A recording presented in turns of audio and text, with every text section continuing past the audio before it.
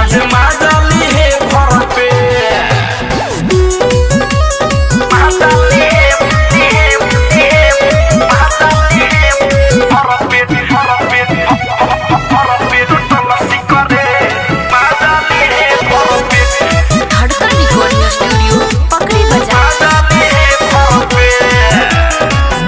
रात भर बिजी रही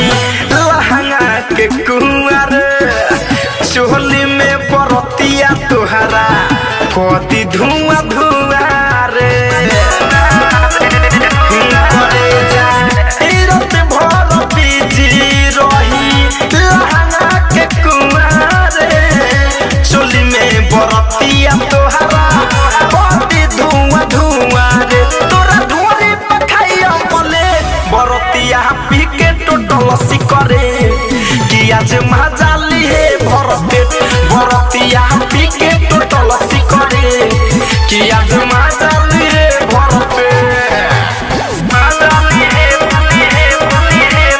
भर पेट माजाली है भर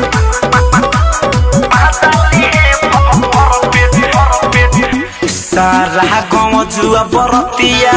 तोहरे पबिताई रे सूरज धरे कंधनंजय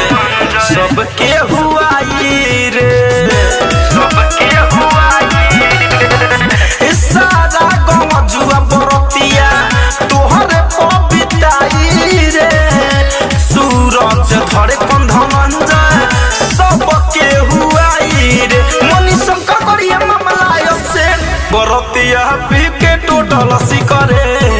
कि आज माजाली है भर पेट बरतिया पी के टोटल करे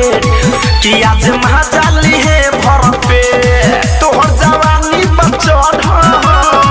सबके नजर में गहर